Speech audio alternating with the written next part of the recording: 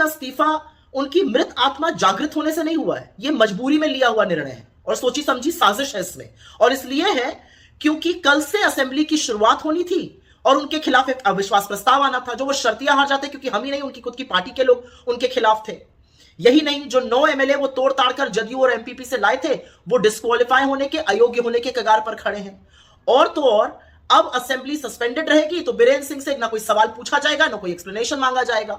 एक जरूरी बात यहां पर बता दें कि सुप्रीम कोर्ट ने 4 फरवरी को सीएफएसएल को यह जिम्मेदारी दी है कि वो एक कथित तौर पर जो ऑडियो क्लिप है बीरेंद्र सिंह, मणिपुर की सीएम ने आखिर क्यों इस्तीफा दे दिए। आपको बता दें, मणिपुर की सीएम 9 फरवरी को जो है इस्तीफा दे देते। मणिपुर को पूरी आंख में झोंकने के बाद, पूरी मणिपुर को जलाने के बाद, पूरी तरह से मणिपुर की वो छोटे बच्चों की बचपन छीनने के बाद, उन लोगों को जो है बिल्कुल दलदल में धकेलने के बाद जो है आखिरकार अब वो इस्तीफा देते।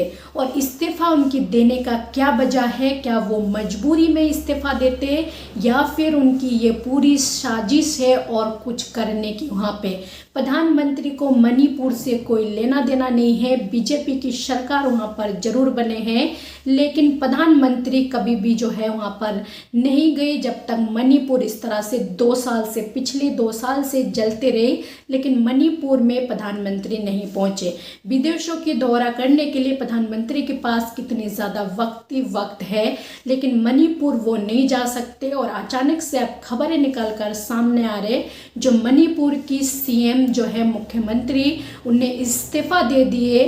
और आप वो इस्तीफा किस वजह से दिए, इस पर जो है विपक्ष पार्टी इसको जो है पूरी की पूरी सोची समझी साजिश बताए जा रहे, जो इनके दिमाग में फिर से जो है कुछ तो ऐसा चल रहे, जो अभी वो इस टाइम इस्तीफा देते इतना सब कुछ हो जाने की बात। तो उस पर जो है विपक्ष की तरफ से जो कांग्रेस की दिग्गज नेता है सुप्रिया सेनी, उनने क्या कुछ कहा है, एक बार उनकी बयान सुनिए। इनका इस्तीफा उनकी मृत आत्मा जागृत होने से नहीं हुआ है, यह मजबूरी में लिया हुआ निर्णय है और सोची समझी साजिश है इसमें। और इसलिए है क्योंकि कल से असेंबली की शुरुआत होनी थी और उनके खिलाफ एक अविश्वास प्रस्ताव आना था, जो वो शर्तियां हार जाते क्योंकि हम ही नहीं, उनकी खुद की पार्टी के लोग उनके खिलाफ थे। यही नहीं, जो 9 एमएलए वो तोड़ ताड़ कर जदयू और एमपीपी से लाए थे, वो डिस्क्वालीफाई होने के, अयोग्य होने के कगार पर खड़े हैं। और तो और अब असेंबली सस्पेंडेड रहेगी तो बीरेंद्र सिंह से ना कोई सवाल पूछा जाएगा, ना कोई एक्सप्लेनेशन मांगा जाएगा। एक जरूरी बात यहां पर बता दें कि सुप्रीम कोर्ट ने 4 फरवरी को सीएफएसएल को यह जिम्मेदारी दी है कि वो एक कथित तौर पर जो ऑडियो क्लिप है बीरेंद्र सिंह की, जिसमें वो दंभ भर रहे हैं हिंसा भड़काने का मणिपुर में, उसकी जांच कर उसको सील एनवेलप में उसकी जांच रिपोर्ट दे दे। इन सब चीजों के चलते हुए एक सोची समझी साजिश ऐसा लग रहा है जिसके तहत यह इस्तीफा हुआ है। लेकिन मेरा मानना है कि 2 साल से लगभग जलते हुए मणिपुर के लिए जितने जिम्मेदार बीरेंद्र सिंह हैं, उससे कहीं ज्यादा जिम्मेदार बीजेपी और नरेंद्र मोदी, अमित शाह है। बीजेपी के तमाम विधायकों ने मणिपुर से बीरेंद्र सिंह के खिलाफ लगातार शिकायत करी, लेकिन आला कमान के कान पर जूं तक नहीं रेंगी। न जेपी नड्डा जी ने कुछ किया, न शाह जी ने किया, न मोदी जी ने किया।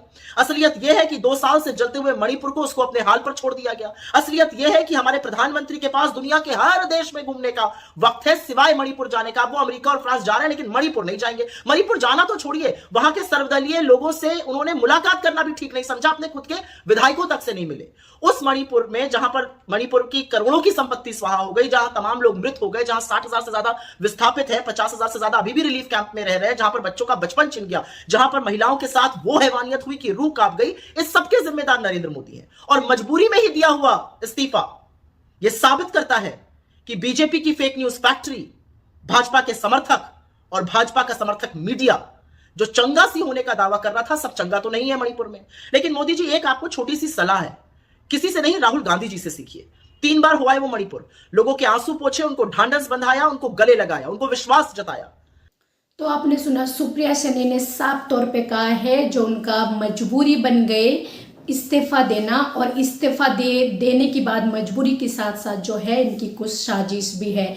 इन लोग इस पर कोई तो साजिश ऐसा कर रहे हैं, मणिपुर को इतनी ज़्यादा में धकेलने के बाद भी जो है आप पता नहीं ऐसा क्या खिचड़ी पका रहे जो मणिपुर के साथ और क्या कुछ होंगे। मणिपुर में राहुल गांधी 2 बार चले गए, हालांकि तीसरी बार पहुंचे उन लोगों के आंसू पहुंचने के लिए, लेकिन प्रधानमंत्री, जबकि वहाँ की एक देश की प्रधानमंत्री है और उस राज्य में जो है बीजेपी की सरकार भी है, तो प्रधानमंत्री को जाना सबसे ज़्यादा जरूरी थी। और देश भर की तमाम सारी वो जनता प्रधानमंत्री से सवाल पूछते जो वो मणिपुर आखिर क्यों नहीं जाते, ऐसा क्या वजह है वो मणिपुर नहीं पहुंच पाते, क्योंकि मणिपुर की जो हालत है वहाँ के लोगों के दिलों में मन में इतने ज़्यादा सवाल है जो प्रधानमंत्री उनके सवालों की सामना नहीं कर पाएंगे। शायद इसलिए जो है प्रधानमंत्री मणिपुर नहीं जा पाते। तो इन सब के बारे में सुप्रिया सैनी ने जो है बताइए, रीजन बताइए जो आखिरकार उन्होंने क्यों इस्तीफा दिए। तो आप सबको क्या लगता है इसके बारे में, जो भी आपका राय है अपना राय कमेंट बॉक्स पर जरूर लिखें। चैनल पर पहली बार हो तो चैनल को सब्सक्राइब करना ना भूलिए, बेल आइकन को दबाना ना भूलिए ताकि इसी तरह की वीडियो अपडेट आप तक पहुंचे। बिकली जय हिंद, जय भारत।